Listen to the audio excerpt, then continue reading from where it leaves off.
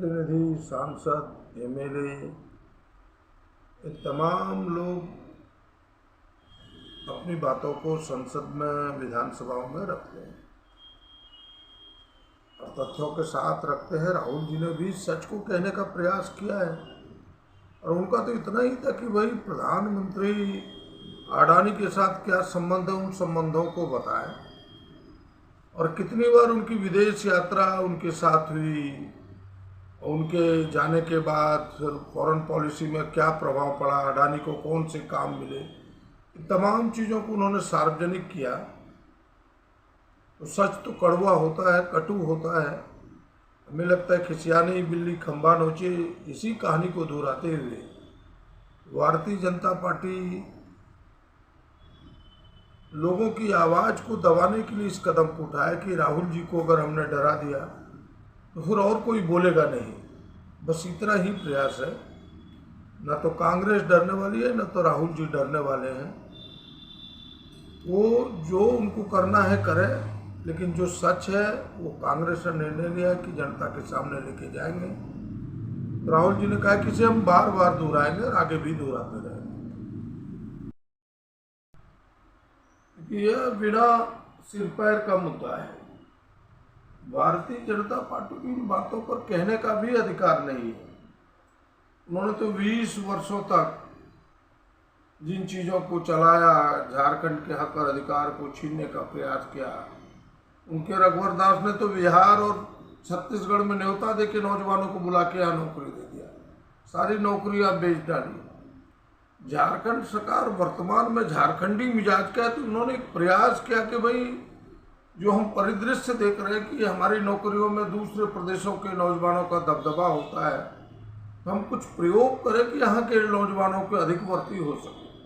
इस 60-40 का प्रयास का हिस्सा था एक कि भाई आपने देखा होगा कि निजी क्षेत्र में 75% का आरक्षण वो हिस्सा था। फिर यहाँ से जो मैट्रिक या IAIC पास करेगा, इंटरमीडिएट करेगा, उसी को हम प्रायोरिटी देंगे। तो सरकार ने इन चीज़ों को निरस्त किया।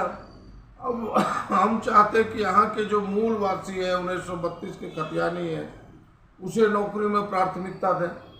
लेकिन केवल यहाँ की कहने से नहीं होगा। अगर इसे कोर्ट से भी बचाना है तो हमने कहा कि इसे पार्लियामेंट की मुहर लगानी होगी। इसलिए हम भारत सरकार के पास इन विषयों की अनुशंसा कर रहे हैं।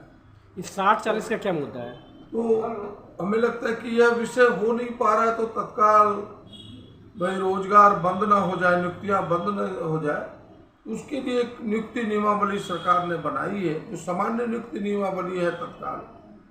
तो बस इतना ही है कि भाई उसमें तो 50% OBC ST SC के लिए आरक्षित है, 10% सामान्य जाति के गरीबी रेखा से नीचे लोगों के लिए आरक्षित है।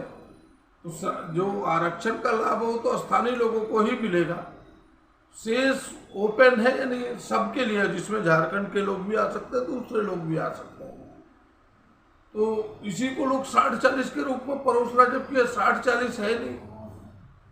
और सरकार प्रयास कुछ न कुछ करेगी कि अधिकांश यहाँ के लोगों को, यहाँ के नौजवानों को मिले। बस इतनी ही कार्य। आखिर CM सदन में क्यों नहीं इस पर स्पष्ट कर रहे हैं? सारी चीजें समय के साथ स्पष्ट होगा। किसी के कहने पर कोई जरूरी नहीं का स्पष्ट हो, विशेष समय के साथ स्पष्ट होगा। Thank you. देखिए, लोकसभा में कोई अनपार्लियामेंट्री बातें आती है तो उन बातों को स्पीकर स्पंज करते हैं, यानी वो बाहर नहीं जाती है और वो कार्यवाही का पार्ट नहीं बनता है। और हमें लगता है कि इस प्रकार की जब बातें आती है तो निश्चित रूप से उन बातों को स्पंज किया जाता है और स्पंज करता ही है। उसे जिन लोगों को गहराई नहीं रहती, जो लोग विषयों की जानकारी कम रखते हैं या तेज में अपनी बातों को रखते हैं, तो वो परिधि से बाहर जाते हैं। खास करके भारतीय जनता पार्टी के लोग इसमें थोड़ा ज़्यादा विश्वास करते हैं, तो आपको देखने सुनने को मिला होगा।